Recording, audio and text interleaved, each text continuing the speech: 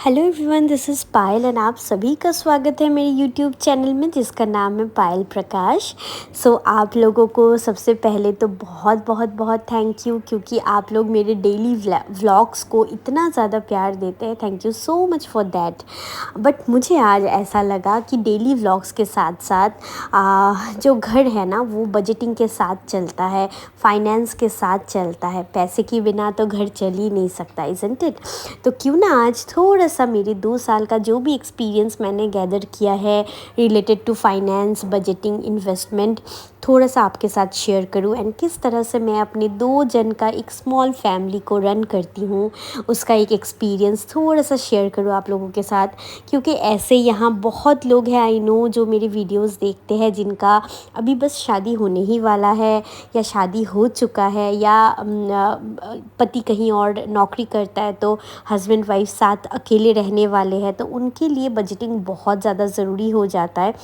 Initial stage में जो लड़की है या हस्बैंड है या वाइफ है, दोनों इमेच्योर्ड होते हैं, उतना ज़्यादा उनको घर गृहस्थी संभालने का एक्सपीरियंस नहीं होता। इन दैट केस क्या होता है, बहुत बार हम लोग ओवर स्पेंड कर देते हैं उन छोटी छोटी चीज़ों पे जो सच में उतनी इम्पॉर्टेंट नहीं होती लाइफ में। बट उसी के रिलेटेड मैंने सोचा कि बजटिंग का एक वीडियो शायद मेरे चैनल में होना चाहिए।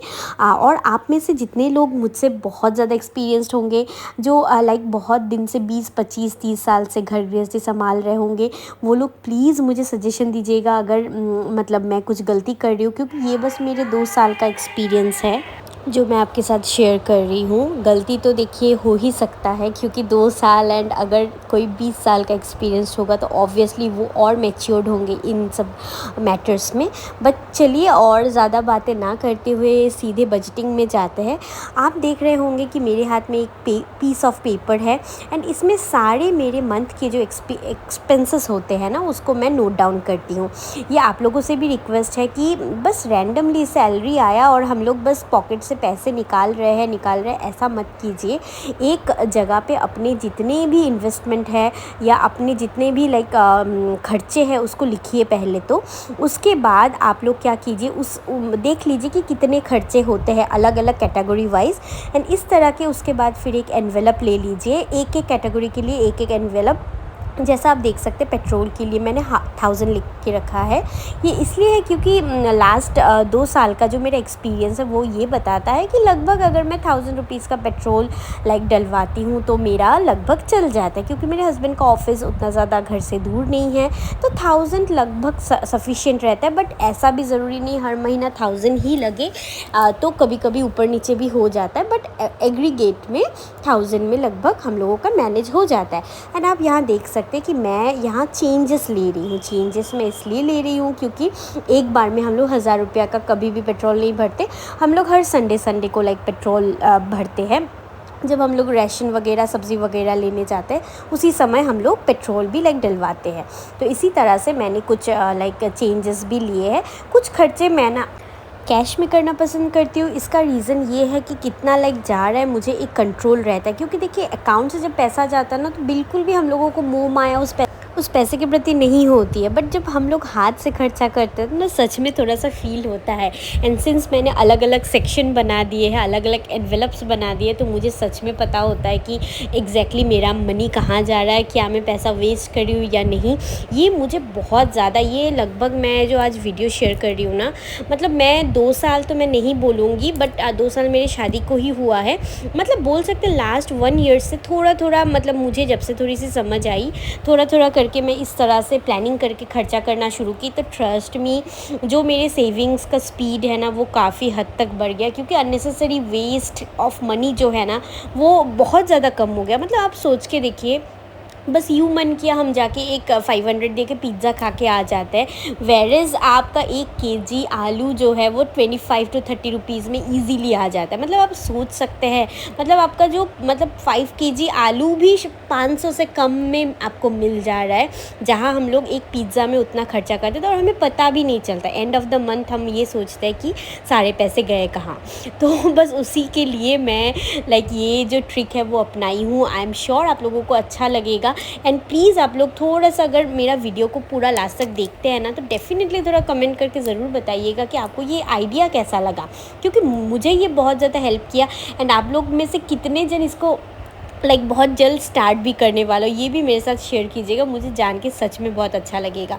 तो इसी तरह से आप लोग में से जितने बहुत लोगों को नहीं पता होगा कि मेरी कुक भी है, क्योंकि मुझसे खाना पकाना उतना होता नहीं है, कामकाज लेके उतना मैं संभाल नहीं पाती। तो मेरी कुक का भी जो उसका भी सैलरी होता है वो मैं अलग करती हूँ। मेरी ग्रॉसरीज़ का जो अलग जितना रुपया का एक एग्रीगेट में मुझे पता है कि इतना लगता है, राशन 2000 3000 4000 जितना भी फैमिली टू फैमिली आप लोगों का डिफ़र भी कर सकता है, वो भी मैं अलग करके रखती हूँ। पेट्रोल का अमाउंट मैं अलग रखती हूँ।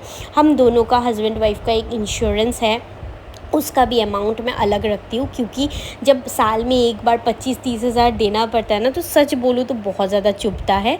फॉर डैट रीज़न मैं हर महीने उस अमाउंट को स्प्लिट करके थोड़ा थोड़ा मैं सेव करते रहती हूँ।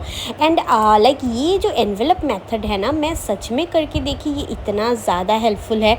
उसके बाद जब मंथ आपका ख़त्म होता है ना, जो पैसे बचते हैं ना, मैं ये नहीं बोलूँगी उसको फिर आप रोल ओवर करो, मत करो। आपको जो अपना मनपसंद का चीज़ है, आप जैसे मुझे गार्डनिंग पसंद है तो मैं फ्लावर पॉट्स ये सब मैं बहुत ज़्यादा लेती हूँ। अगर आपको कुछ और पसंद है आप वो करो, या जाके एक दिन डिनर करके आओ बाहर, उसी पैसे को लेके आप देख सकते हैं। ये जो मेरा पर्स है ये टोटली सेविंग का नहीं, टोटली मेरे मंथ के खर्चे का पर्स है। एंड इस तरह से मैं एक एटीएम भी और एक बैंक अकाउंट टोटली अलग रखती हूँ। इस अकाउंट में सिर्फ मेरे घर खर्च का पैसा होता है, क्योंकि कभी जहाँ मैं कैश नहीं लेके जा रही हूँ, एटीएम मेरे साथ होता है, मैं एटीएम से पैसा विड्रॉ करके वो मैनेज करती हूँ। तो इसी तरह आप लोग इन्वेस्टमेंट एंड जो सेविंग है दोनों का अलग अलग बैंक रखिए। बैंक जो अकाउंट है वो अलग रखते हैं ना, तो जिसमें फ्रीक्वेंट ट्रांजेक्शन्स होता है ना, वो अकाउंट हमेशा अलग रखना बहुत ज़्यादा बेहतर है, क्योंकि आजकल बहुत कुछ हर जगह पे हम अपना स्कैनिंग करवा लेते हैं ना, तो इसलिए जो घर खर्च का अमाउंट है वो अलग अकाउंट पे आप मेंटेन करने का एक आदत डालिए। तो आई होप आपको मेरा आज का जो वीडियो है वो इन्फॉर्मेटिव लगा होगा। अगर लगा है तो डेफिनेटली कमेंट में बताइएगा। एंड इस तरह का वीडियो आप आगे भी देखना चाहेंगे क्या, प्लीज़ मुझे बताइएगा। इसके बाद मैं कैसे ग्रॉसरीज़ को लाती हूँ, अरेंज करती हूँ, वो वीडियो आने वाला है। And I am really excited for that. Thank you so much. इसी तरह सपोर्ट कीजिए एंड मेरे चैनल को ग्रो करने में हेल्प कीजिए। Thank you so much.